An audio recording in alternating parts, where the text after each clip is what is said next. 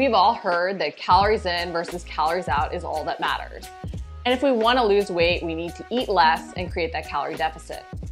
However, more is not better, especially when it comes to creating the calorie deficit. If we eat too little, we can actually hinder ourselves from seeing the weight loss results and the lean aesthetic that we want.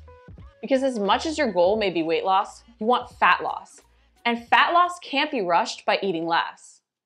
Actually forcing an extreme deficit may be why we're even gaining weight while undereating, not to mention losing muscle instead of just focusing on fat loss. I'm going to break down what happens when we undereat and why cycling ratios over cutting calories is key. And then I want to go into how to create the appropriate deficit for your needs and goals, and why we may actually need to retrain our body to eat more before we can focus on cutting. The simple fact of the matter is, our body fights weight loss. The reason we need a calorie deficit to lose weight is because we need to force our body to use its own energy stores to fuel. When we have less energy coming in than we need to fuel our activity and survival, we utilize stored energy. This is how we lose weight, by using stored glycogen and mobilizing fat stores to fuel. However, our body wants to maintain balance, even if that balance isn't necessarily healthy or ideal. And the longer we've been at a certain weight or above our ideal, the more our body doesn't want to change from that point. Our body wants to resist change. It wants to protect our fuel stores. It wants to avoid starving, which is why it fights against the weight loss process. It's scared when we go into that deficit and start consuming less. And this even happens when we do it the healthy way with a small deficit, nutrient-dense foods, and macro ratios matched to our needs and goals. Now, what happens in an extreme deficit and why can it backfire?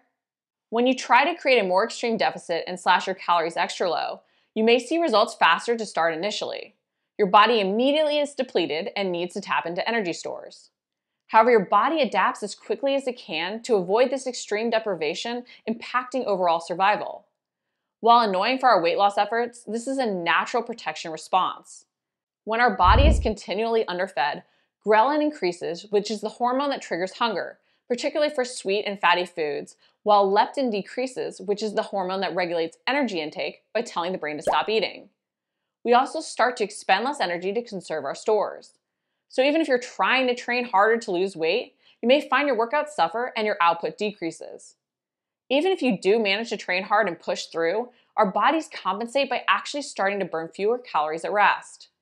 Not to mention, underfueling, especially if you aren't conscious at all of macros, very quickly leads to muscle loss. And losing muscle only further slows our resting metabolic rate. Basically, we suffer from metabolic adaptations that allow us to function on the reduced calories, which ultimately means that us starving ourselves with 900 calories a day becomes all our body thinks it needs to survive, as it regulates all other functioning to match the intake you're giving it. It leads to us not losing weight while undereating and feeling the need to slash our calories lower to get results.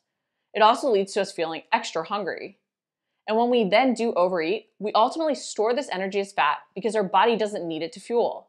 It's adapted to the lower calories despite the hunger signals. So now the question is, have you destroyed your metabolism? And the short answer is, not permanently. Yes, you've created metabolic adaptations, but these can be reversed.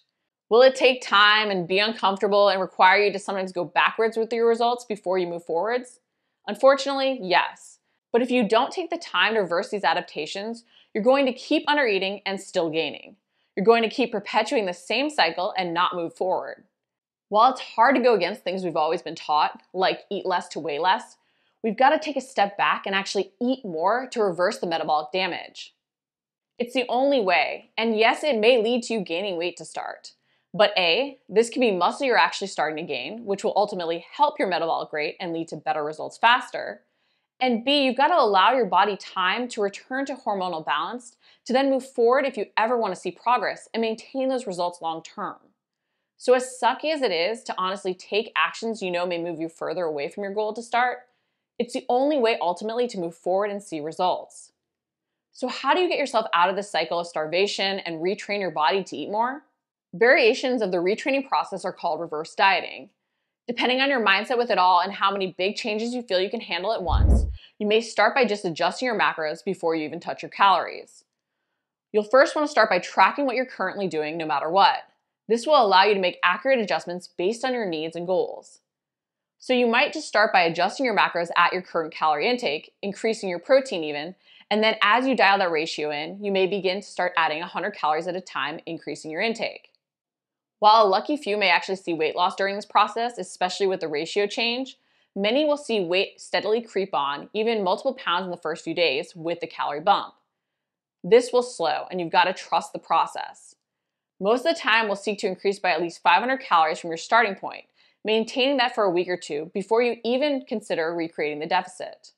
You'll want to adjust your macros as you increase to help you use this extra fuel to build muscle and balance out your hormones. You'll want to focus on a higher protein ratio to get the benefit from the thermic effect to avoid gaining as much unwanted fat as possible.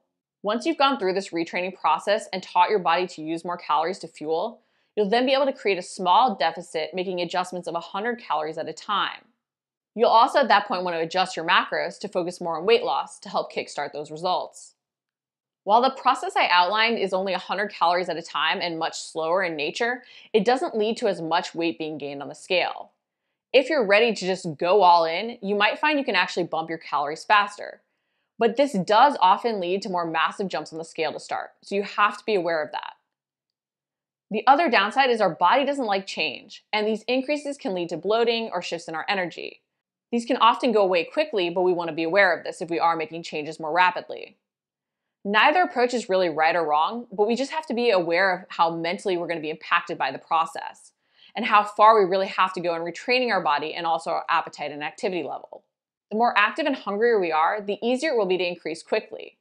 If you have less of an appetite and are less active, it can be harder to increase calories dramatically all at once, making the slower increases more beneficial. It's key that we're aware that we will have to take a step back and feel like we're even losing ground to retrain our body so that we can then use that deficit to actually lose weight. Now, if you're thinking, I'm too old for this, menopause has really messed with my metabolism and I can't do this, this is actually even more important the older we get and when we have those hormonal changes occur. As much as retraining our bodies is hard and uncomfortable and will lead to weight gain to start during menopause, we need to do it now to set ourselves up for long-term success. During menopause, our appetite may actually increase as our metabolic rate slows. Throw in underfueling and overtraining in our attempt to reverse the menopausal weight gain, and we have a recipe for disaster. So as hard as it can be when you're already seeing the scale increase, it's increasingly important you embrace the learning process to eat more. Eating more and dialing those macros will preserve your lean muscle mass and even help you build muscle. This is essential as we get older, as it becomes harder to build and retain lean muscle, which is part of why our metabolism slows with age. If you're underfueling, you put yourself at greater risk for muscle mass loss, which can not only impact your quality of life, but lead to a whole host of other issues, including greater risk for fracture. It can also make the weight loss process more and more of a struggle as we get older. So do what you can as soon as you can, and realize that with getting older and going through menopause, learning to fuel correctly and eat more is even more key.